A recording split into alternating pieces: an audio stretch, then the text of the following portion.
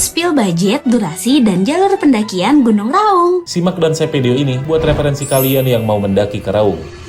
Cerita gue mulai dari basecamp Pak Aldi. Di Gunung Raung ini wajib pakai guide, tapi tenang aja, kalian gak perlu ribet ngurusin ini itu. Karena ada paketan A, B, C, dan paket Sultan. Di sini gue bawa paketan B yang harganya cuma 765.000 per orang. Udah termasuk ojek dari stasiun ke BC ke warung Posunario, guide, dan porter air. Setelah siap, gue dan teman-teman langsung diantar menuju sekretariat buat briefing. Demi keselamatan, kalian harus simak apa yang dibicarakan Bapak Kumis ini. By the way, kumisnya lucu pak, hehehe. Di pendakian kali ini gue ditemenin Sipa alias Limi Adwin, Febrian, Paujan, dan Afif yang bakal bikin pendakian ini makin seru. Lanjut naik ojek lagi menuju warung Posunario. Tapi kalau gue dan teman-teman lebih milih buat sampai warung Bu Intan karena lebih dekat dari camp 1. Buat sampai warung Bu Intan, kalian cukup nambah 50.000 per orang. Jalur ojeknya ramah banget, nggak bikin pantat mental-mental gak jelas gitu. Akhirnya gue dan teman-teman sampai di warung Bu Intan. Durasi dari sekretariat ke warung Bu Intan cuma 20 menit aja kalau naik ojek. Kalau jalan mungkin sekitar 1 jam sampai 1 jam setengah. Sebelum berangkat jangan lupa berdoa buat keselamatan. Terus tos dulu biar hebring.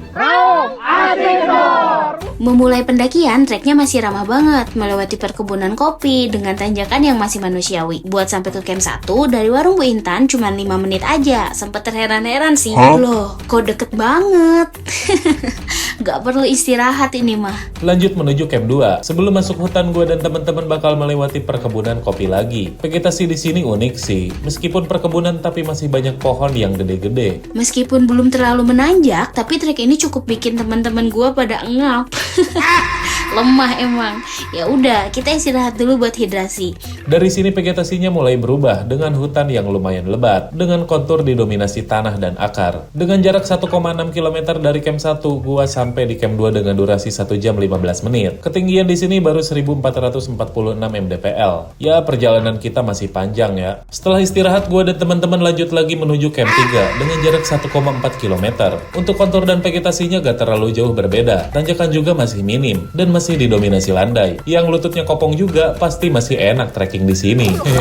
Akhirnya gue dan teman-teman sampai di camp 3 dengan durasi 1 jam aja. Dan untuk ketinggiannya masih 1651 mdpl. Biar menjaga konsisten ritme pendakian, gue selalu usahain buat istirahat cukup di setiap camp supaya nggak banyak istirahat di tengah jalan. Setelah istirahat, gue lanjut lagi menuju camp 4. Gue lihat hutan dan tumbuhan di sini cakep banget. Mungkin karena Gunung Raung ini termasuk gunung purba, jadi alam di sekitarnya benar-benar masih terjaga. Akhirnya kita sampai di camp 4 dengan durasi 1 jam aja. Di sini gua dan teman-teman bakal istirahat lumayan lama karena udah masuk jam isoma. Istirahat, sholat, dan makan. Pokoknya di sini adalah titik terakhir buat recharge energi kita karena pendakian selanjutnya bakal berat banget. Setelah 1 jam istirahat, gue dan teman-teman melanjutkan pendakian menuju camp 5 dengan jarak 700 meter dari camp 4. Meskipun jaraknya semakin dekat, otomatis treknya juga semakin vertikal. Di tengah pendakian gua ngelihat sesuatu. Kok ada pohon yang bentuknya gak asing? Kok kayak kenal? Hehehe. Siapa coba yang iseng ukir pohon kayak gini? Mana gede banget lagi. Dah, gak usah terlalu diteliti.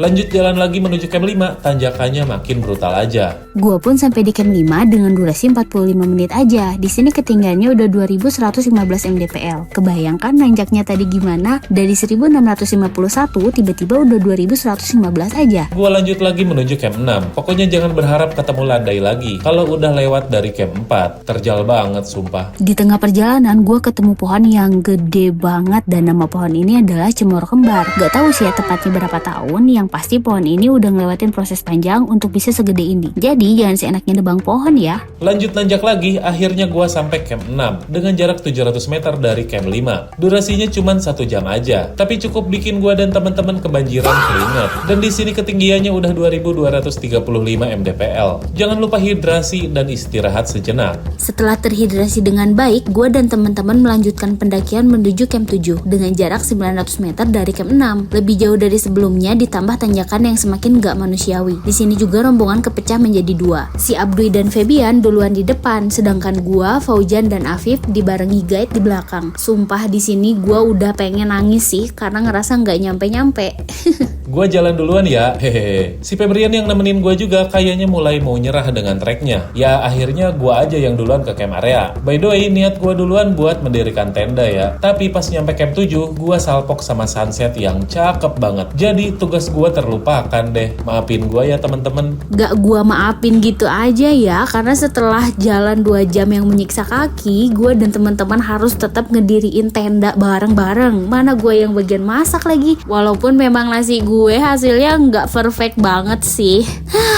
Udah by the way, selamat tidur kawan-kawan. Lanjut ke adegan mencekam. Gua dan teman-teman mulai summit di jam 3 dini hari. Di jalur gua gak bakal banyak bercerita karena mohon maaf nih, pencahayaannya kurang bagus. Intinya untuk trek sama kayak sebelumnya, menanjak didominasi kontur tanah dan akar. Akhirnya kita nyampe di camp 8 dengan durasi 1 jam aja dari camp 7. Di sini ketinggiannya udah 2876 mdpl. Gak perlu lama istirahat karena perjalanan di depan bakal makin berat dan masih ada 1 camp lagi yang harus kita lewatin. Setelah lumayan jauh trekking, akhirnya gue dan teman-teman sampai di camp 9 dengan durasi 1 jam. Di sini gue istirahat lumayan lama karena gue dan teman-teman harus pakai harness dulu. Kalau kalian nanya kenapa harus pakai ini itu, ya karena kita bakalan mulai mendaki dengan teknik scrambling. Jadi nggak cuma trekking, kita juga bakalan lewatin jalur dengan cara rock climbing. Dengan ditemani mentari yang semakin bersinar, gue dan teman-teman bakal menuju ke puncak pertama dulu, yaitu puncak bendera. Durasi dari camp 9 ke sini cuma 20 menit aja. Dan untuk ketinggian puncak bendera baru 3111